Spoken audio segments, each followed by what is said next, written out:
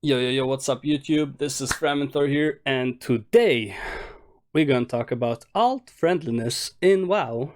And obviously, I am going to compare to Final Fantasy because that is the most current MMORPG I've played and the one I can talk about the most. I can't talk too much about Guild Wars 2 alt friendliness. I know that there are cool things that help alts in Guild Wars 2, but I can't talk about them in whole lot of detail because I just don't know enough about the game. So it is what it is. One second here. Okay, there we go. Now we got some nice background music and we can start this discussion. Okay, so as you can see, I already have a Word document ready, and we're just gonna talk about each and every point here and to see how this works in World of Warcraft and how it's going to work in obviously in DF. Honestly, I should probably make one for Shadowlands, but I'll probably talk about it anyway, so it doesn't matter too much.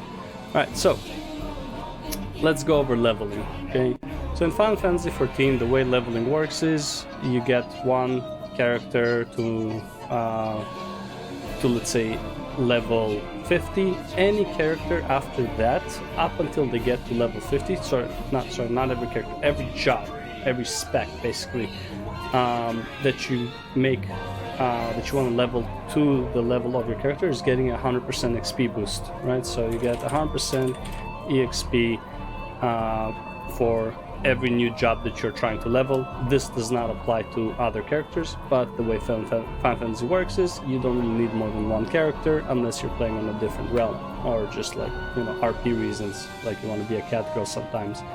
Okay, so that really helps out. I believe 100% is not that great. I think it should be higher, but honestly, it's still fine. It's like up until level 40-ish, every roulette that you do is approximately a level from the big ones, like the MSQ, well, which you can't do until 50, so it doesn't matter. Leveling roulette, main story roulette. I don't remember when you unlock that. Might be after 50 as well. The frontline roulette, this also gives you a level, and after 50, when you unlock the main scenario, main dungeon, whatever, leveling dungeon, trial, allied raid, and frontlines, which is the BGs, gives you like anywhere from 40% to like 80% of your level in each one of them, right? So it's like if you do all of them, you get like 2 to 3 levels easily. You don't need heirloom items and stuff like that. However, you do have items that you got from, let's say, if you bought the collector's edition, or I think it's just a pre-buy of an expansion. You get if you pre-bought Shadowlands, you get a 30% increase item earring that you wear, which scales with you up to level 80, so it's usable up to level 80, which gives you another 30%. And so you have 100% standard to reach the highest level that your main job is at. Another 30%, which is always active as long as you wear the earrings. And if you do the tutorial for your job, you also get a ring that adds another 10%, XP up to level 30. Okay, so technically up to level 30, you have 140% XP. After level 30, you have 130, and once you reach the highest level that your main job is at, you will only keep 30% after that. Okay, but basically you're ranging between 30 to 140%, basically. Okay, depends. But if we're talking strictly about alts, it's basically from 100 to 130 to 140. Okay, depends on which level you're at. Okay, so that's leveling alternate jobs. Okay, in Dragonflight, you get nothing. Okay, obviously there are heirloom items, but you can buy heirloom items as like, you don't have. It's not just for alts, right? This is passive. I don't think that Final Fantasy is giving enough XP, but if you're just doing duty roulettes, you can get your character to 80 passively without actually playing the character, without grinding it out and stuff like that, just playing approximately 2 hours a day. It would take you approximately, I want to say, 200 hours, which is, again, it's pretty heavy, but it is what it is, right? And WoW DF, I mean, heirlooms, I guess. Heirlooms to 60. Pretty much, right?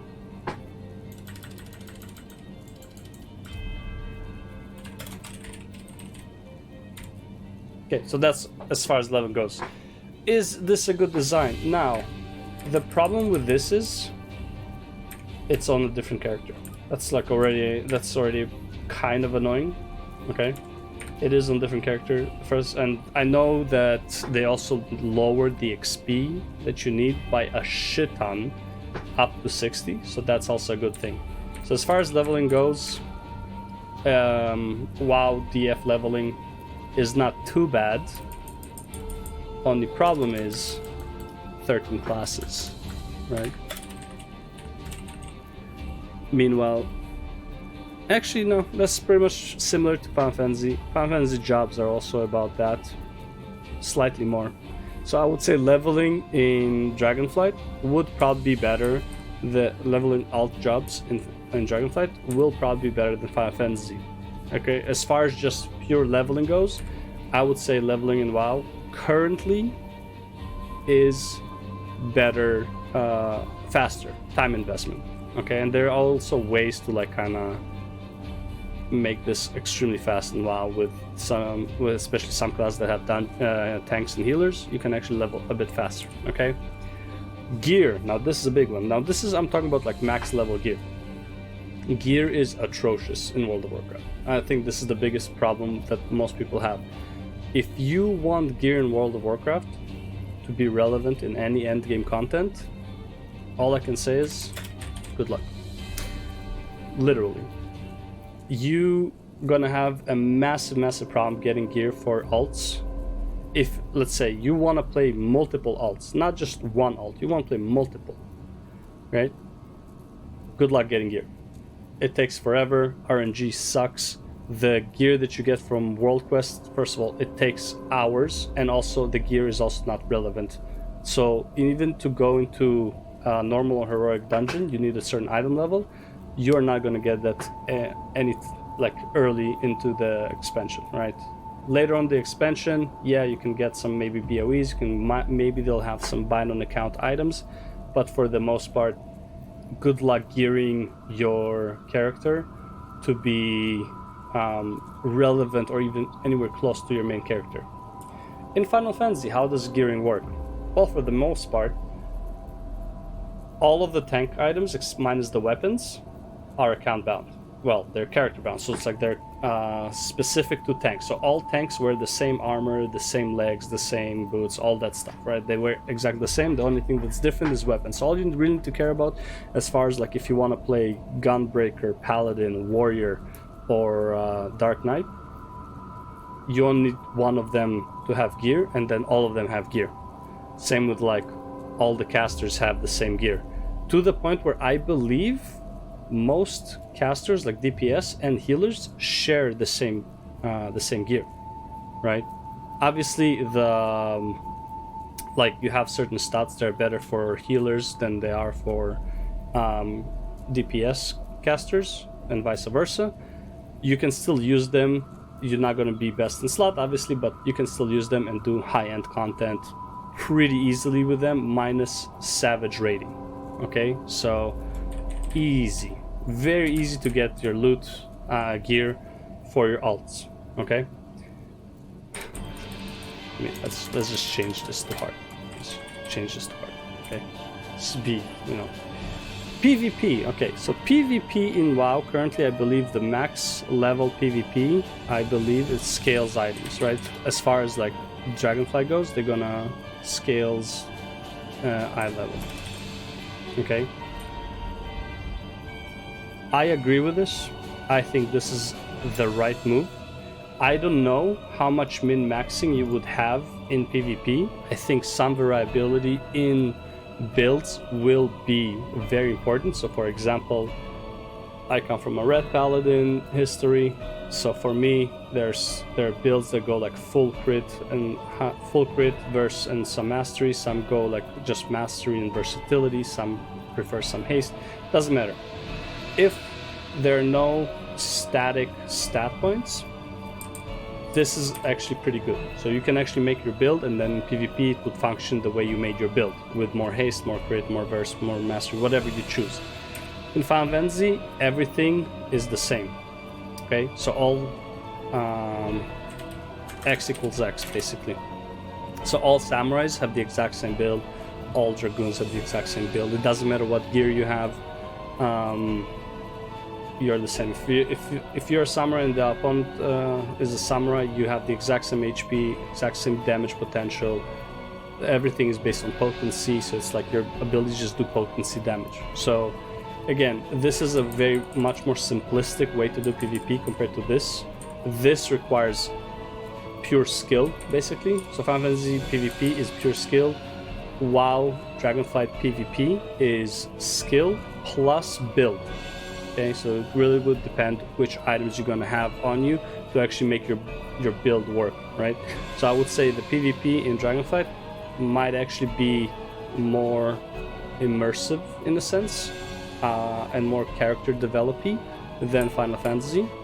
Personally, I just don't like how WoW PvP works, because it's just a CC fiesta. In Final Fantasy, the PvP has everyone has the same cooldown, so it's kind of like, it's not like you have a trinket or like you have reduced CC duration, stuff like that, and everyone does pretty much the same thing. Like everyone has the same bubble type ability. Literally every class has a bubble type ability, right, on the 30-second cooldown.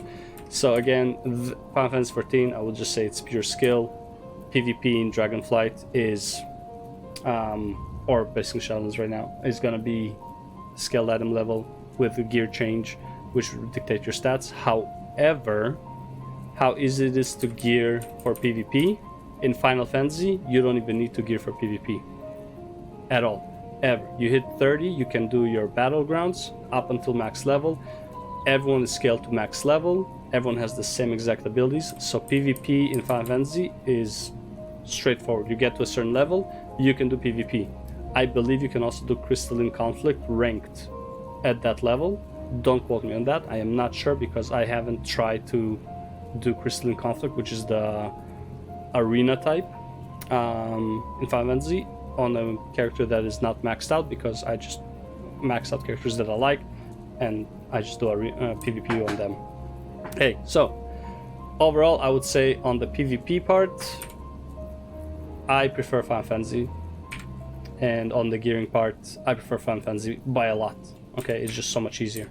Okay, Mythic Plus. Okay, so Final Fantasy 14 right now doesn't have Mythic Plus. It just has dungeons. The item level from the dungeons is high enough for you to do the raids.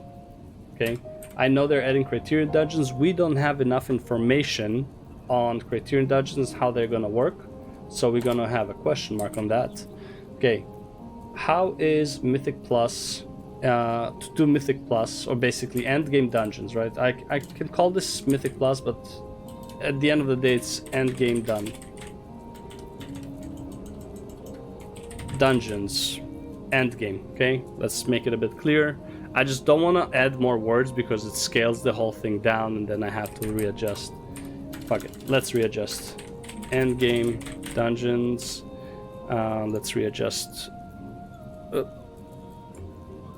And there we go. Okay, Endgame Dungeons. How is it to get into Endgame Dungeons in... Let's go with Final Fantasy, because it's the easy one. Pretty much instant. You can buy gear literally like for free from an NPC that allows you to do Endgame Dungeons, and you can almost instantly, once you reach max level, go and do Endgame Dungeons right away, which offers gear that would help you pretty much gear up for raid. Okay, pretty straightforward. So again, easy. Now, how is Endgame Dungeon loot, or how is Endgame Dungeons for a new character, for an alt, okay? And by the way, on your mains, this is like for alts overall. So here, it's not only easy, you probably already have gear for your alt just by running dungeons on your main. Because you can have dungeon gear and raid gear that you can use on other jobs right away, okay? Most accessories you can use on all classes, so even if you have an item level requirement for, let's say, a dungeon, and you only have tank rings and tank neck and whatever, and tank bracers, you can use them on any class, even if it's like these are strength and you need intellect, you can use them just to boost your item level so you can participate in the content. Yeah, I'm not saying this is the, you know, the best way to do the content, but you can already get into the queues at least, just because your item level is high enough, and the normal raids are easy enough where you don't really need that much gear. Okay, it's mostly doing mechanics and you're good. There's no enrage timer and stuff like that in normal mode, not a problem. Endgame Dungeons in Dragonflight. Boy, where do I begin? How long does it take you to, without being carried, right? Let's say you have a character that is doing Mythic plus 20s. How long will it take you to do Mythic plus 15s on an alt in Dragonflight or in Shadowlands right now? It's gonna take you quite a while, right? If you just hit, let's say, max level, you're 70, you had the 70 for a while, you just hit 70, how long before you could do Mythic plus 15s without getting carried? How long will it take you to gear up to be actually a part of the team for a Mythic plus 15 and not be the guy who's doing like substantially lower DPS? How much will it take you to be a tank viable for Mythic plus 15? Well, right now, honestly, probably not a lot, because you can tank with like extremely low gear, because tanking is such a joke, but you can't heal it. You will not be able to heal Mythic plus 15 if you don't have gear. Okay, so again, very hard. Takes way too long, and again, this is only for one alt. You have 13 classes, it means 12 alts, and those alts classes have specs. What if you want to have shaman who can heal DPS and like be a healer as an enhancement and an elemental? You want to have druid 4 specs, you want to have demon hunter 2 specs, you want to have dragon guy, whatever they're called, 2 specs, you want to have a paladin, protection, healing, and ret. You're never gonna, within the patch, you would never be able to get all classes anywhere near, fuck all classes, half the classes you won't even be able to fully gear for Mythic plus 15, right? So it's like, how can you even play alts, really? It's like, it's, you know, you can play 1 or 2 alts, even in DF, which is like the alt-friendly expansion, kind of how they said about Shadowlands too for some reason, but that didn't work out, did it? Okay, how can you even claim this is like an alt-friendly expansion? And again, is it alt-friendly compared to Shadowlands? Yes. That's not a very high bar, is it? It's a very, very low bar. So again, Endgame Dungeons Mythic Plus on multiple characters, good fucking luck getting the gear. You have a very, like, you have a, what, a 60% chance of even getting an item you need.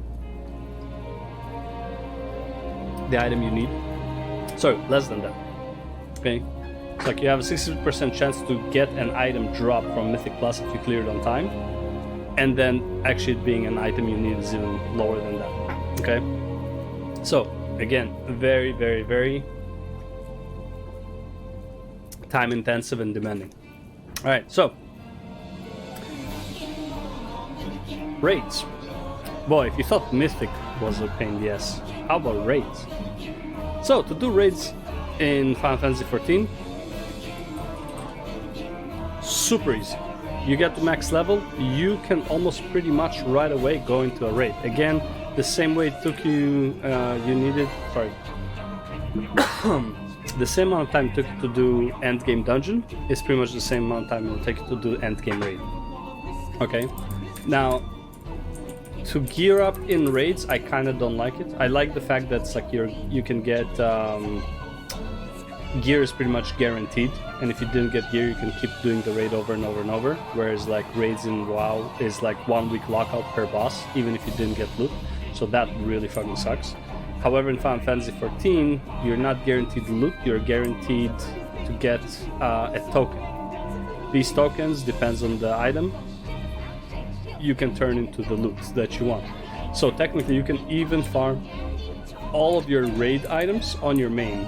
If let's say your main is decked out, you can farm them on your main, and also raids are never irrelevant. You can always do the raids even if they're not current, so you can always deck out. If you're going for mogs, you can mog farm on your main in old raids, right? So again, super easy to gear up for raid, really doesn't take a long time, and also you can just buy BOEs that are like good enough for Savage even. Most people who go into Savage and clear it on the first week or second week, they do it with crafted gear. So super easy to gear up in Final Fantasy to do the endgame all endgame content, right? Same with like dungeons, you can just buy the gear from on the market board from people who are crafting them, and you can easily use it for dungeons and for raids, probably for Criterion dungeons too. How is it in Dragonflight? So, if you thought Mythic Plus was bad, time investment for a raid, right? Let's say even normal, 3 to 4 hours-ish, like at the bare minimum. Gathering enough people, getting to the raid, doing the bosses, clearing the trash, all that stuff takes forever. A raid in Final Fantasy. Yesterday I did one of the boss, today I did all 3. I would say in total took me about 2 hours, but that is because I was doing the story, so I was reading the quest line and watching the cinematics. If I didn't, I would probably be able to finish the whole raid in like less than 30 minutes. That's how much time it takes for you to raid. Okay. I don't need to do it on alts as well, because one character fits all kind of thing, which really kind of sucks because I can't gear multiple jobs at the same time from the raid. So there is the negative on that. However, how long would it take you to run 13 classes, right, through the raid? At the bare minimum, 42 hours. Bare minimum, 42 hours. Probably looking more towards like the 80 hours, and this is just normal, right? I would say normal raids are about the same. I would say normal raids in WoW are very similar to normal raids in Final Fantasy, difficulty-wise. I would say Savage raids are closer to mid-tier, lower to mid-tier Mythic raids in WoW. That's how much of a gap there is between normal and Savage. Okay? So, let's say like this. We'll just compare normal and heroic. So if normal takes you about 3 to 4 hours per class, right? Assuming you have all the classes. Heroic will take you 6 hours, right? Again, okay, let's even assume that you're in a carry group, not carry, like in your guild group that is like they are mythic raiders, which most guilds are not, and they're just doing AOTC runs for shits and giggles, just kind of like a chill vibe. Everyone's like over gearing the content by a mile. Would still take you probably at least 2 hours per run, just because of how long it takes. Times 13 classes. Also, assuming that somehow your guild also is willing to do that for you, because they're not getting any loot anymore unless they're also on their alts. So minimum 26 hours per normal or heroic, maximum over 100 hours per week just on raids. You basically don't even get to play the game outside of raid. So again, how easy is it to get into raids on an alt in WoW? Into like a relevant level compared to your main guy. Not even mythic, let's say just heroic. Extremely fucking hard. Right, if you want to play multiple classes. And honestly, I don't even know anyone to this day who has more than 2 alts that is able to do AOTC on all of them. Unless your job is to play World of Warcraft. and you're getting carried. Good fucking luck. Right? I don't know anyone who can do that. With like, if you have a family, if you have a job, bro, good fucking luck doing anything. Okay, so that's the raid. How about professions? Okay, so in Final Fantasy XIV, as I said before, you have one class, one character. He can do all of the professions. Here's the beauty of it though. The XP bonus applies to the professions as well. Okay, the crafters, jobs of the hand, jobs of the land. And don't quote me on this, but I am pretty sure. Sorry. Don't quote me on this. I'm pretty sure the 100% applies to the jobs of the hand, jobs of the land. Okay, jobs and the hand jobs and the land jobs. The other thing is, the game makes it really, really easy to level them once you have one of your professions at a high enough level. Once you get access to the firmament, you have the leave quests, you have the weekly leaves, you have the, what's it called, the daily turn-ins for your what do you call them, the command center basically, right? You can turn in craftables, which gives you a lot of XP for your for the profession that it, and by the way, you can buy these, you don't even have to craft. So for example, I'll show you later, you can go to an NPC, you can hand him in whatever he's required for the day for massive XP gain, and the XP you'll see on that NPC is actually double the XP amount if you do high quality items. So professions, very easy to level, very easy to to craft the items. There are plenty of guides out there to show you which gear you need, minimal gear, and a macro to craft the gear at a high quality, which would then you can sell it right away. And again, the profession gear is competitive with Savage. Savage gear is a tier above, but you don't need Savage gear to clear Savage. You only need crafted gear. You actually only need normal raid gear, which is a lower tier than the profession tier. Okay, profession tier is, I believe, a higher item level already, and you can put sockets in it, more sockets into it than you can into the raid gear that you get. So usually your best in slot up until Savage comes out is profession gear. Now, professions in WoW. First of all, multiple characters, right? If you want to have, you don't want to have multiple classes, you just want to have all the professions.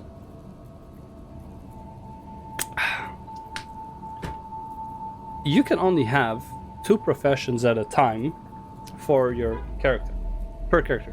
Which, by the way, in 2023, bro, why is that a thing? Why can't you just do all professions? In a world where you can literally delete your profession instantly and learn another one, max it out by using gold to max level, right?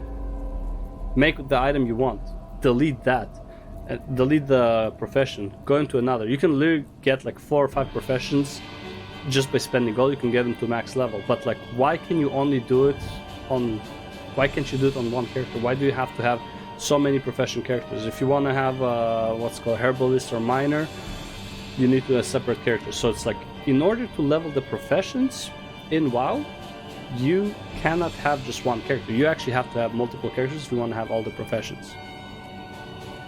That's absurd to me, right? You have, I believe, 8 main professions, 7 or 8. So either way, it's like 4 characters. Okay, let's see. You have mining, herbalist. You have inscription. Still have inscription, right? Like, they didn't remove it. Jewel crafting, engineer, tailor, blacksmith, leatherworking, skinning. Okay. I probably forgot one. Okay. But either way, that's already 5 characters that you need, because each one can have 2. If you have 9, you already need the 5th character. So you need to level 5 different classes, or 5 characters, to get all of your professions. Why? I don't know. It just doesn't make sense. Okay, so to take into account how hard it is to level the professions, you have to take into account that you actually have to also level other characters, right? So it's like, again, pretty damn hard.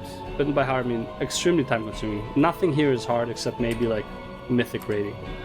Just being relevant in the profession is hard. Also, the way they're making the professions now, with you have to acquire knowledge in what you're creating to make the best item level possible for the gear, you're gonna have to craft a shit ton, so waste a lot of gold to craft the best gear on multiple characters, on multiple professions.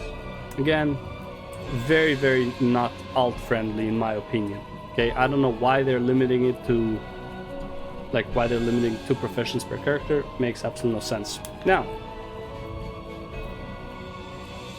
I think I made my point across. Very, very simplistic point. Professions, leveling them is easy, but you also need max level characters for that, multiple. And the way I also think about the profession, what I believe is to be true, to make the highest item level gear, you also need to have the material that you get from the highest level content, because it's BOP. Now, yes, you do work orders, yeah, but middle of the expansion, when all the work orders are gonna be for the highest item levels, not even middle, like literally like a month into the patch, all the item orders are gonna be for the highest tier.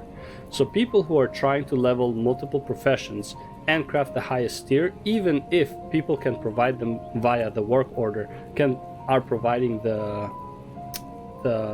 what do you call it, the ingredients, you might not be able to craft it because you need to craft the same item multiple times, which no one will want to buy, no one will need, in order to be able to craft the highest item level. It's basically how the legendaries worked, right? Where in order to craft the highest item level legendary, you had to craft so many of the previous ones, where it's like you actually made a massive loss because no one's gonna buy those ones. The materials still cost a shit ton because it's the same material used for the high one. Okay, so again, professions, in my opinion, are gonna be pretty much garbage in Dragonflight. I know, not a popular opinion, but they're gonna be fucking trash. And if anything, professions are gonna be run by bots. That's my opinion. Okay, reputations in WoW. Reputations in WoW and Final Fantasy are pretty much the same. They're not easy, they're not hard. They're also finally not really mandatory. So first of all, optional is always good. I believe professions are now account bound, account wide. So across servers and stuff like that. Final Fantasy is only for the character bound. No. It's per the character. Let's do it like this. Just do it based on account. Okay. So reputations are account bound, which is really good. Final Fantasy 14, the reputations are character bound. Reputations offer absolutely nothing, which is great. So in that point, I think they're both pretty much on a very similar scale. They don't really matter. They're just cosmetics. They're just like stuff for the world. They don't give you any real combat boon, except I believe the reputations in Dragonflight will affect dragon riding to an extent, which then in turn probably would affect your racing capabilities in this. I believe it's an instance-based race of dragons. So I believe if that affects that, reputations are going to be a must if you want to participate in dragon riding. But don't quote me with that. I don't know enough about dragon riding, how it scales up and what the levels give. All I can say is, for the most part, reputations are kind of on an even playing field between Final Fantasy and Dragonflight. Collectibles as well, account bound versus character. I honestly don't know why the collectibles are not account bound Final Fantasy. Like, I don't see a reason not to, but it is what it is. It does still feel that it's supposed to have only one character, so I get it. Like, you're not going to have multiple characters really, so it's not that big of a deal. And collectibles account bound in DF is, that's fine, right? Like the pads, the heirlooms, the mounts, all that stuff. Okay, so now, how how alt-friendly is Dragonflight really? I would say, is it more alt-friendly than Shadowlands? Yes, but the bar is extremely fucking low. Overall, I would say it's still not alt-friendly if you want to participate in any endgame content, okay? Even PvP, which scales all the way to the top, to the max item, doesn't matter which gear you have, it scales to the max item level. I still believe you would have a lot of min-maxing in gear for PvP, which would be extremely hard to farm for multiple characters. Okay? So yeah. And again, the reason I'm comparing to Final Fantasy is because I just know the game more, and that's literally the game I started playing after playing WoW. So it is what it is. Okay, I wish I could compare it to Guild Wars 2 and other stuff, but I can't. Right? I don't know how people can play multiple MMORPGs and be relevant in all of them. It's let alone play one MMORPG like World of Warcraft and be relevant on all classes, right? And there were many times where I want to play multiple classes in WoW and I just can't, because as soon as I think about all the grind I have to do to be relevant, I just can't. Even if you're just going from warrior to paladin or paladin to warrior to DK or whatever, you have to regrind all of your gear and the best in slots. Also, it's very easy to get best in slots in Final Fantasy. So I would say the biggest problem for WoW Dragonflight, or WoW as a whole, is gear. This is probably the bigged problem that stops people from having multiple characters. If you want to compete in any of the main, endgame content, gear needs to be a lot easier. So yeah, that's why I don't think Dragonflight is really alt-friendly. Is it more alt-friendly than Shadowlands? Yes, but is it actually alt-friendly? No. Until I can see people who can actually play at least 6 classes and their specs comfortably, I would not consider WoW to be an alt-friendly expansion. WoW to be an alt-friendly game. It just simply isn't. More alt-friendly than Shadowlands doesn't mean shit. Okay? More alt-friendly than Wrath of the Lich King doesn't mean shit. Okay? You cannot seriously tell me that you can actually play 6 classes and their specs in multiple endgame contents regularly or on the same patch. Okay? Maybe end of expansion, yeah, sure, maybe because there's a lot of catch-up gear. But still no. You cannot be asked. So for example, right now, if I do a raid, if I do Savage Prog, right? I'm doing literally in prog progression, right? On a Savage raid. I could have easily switched from my warrior, which I was doing like during the first 4 Savage encounters in patch 6.0. Yeah, 6.0. I could actually switch between my warrior, my paladin, my death knight, dark knight, sorry, and gunbreaker. I could easily switch between the 4, okay, and be just as relevant.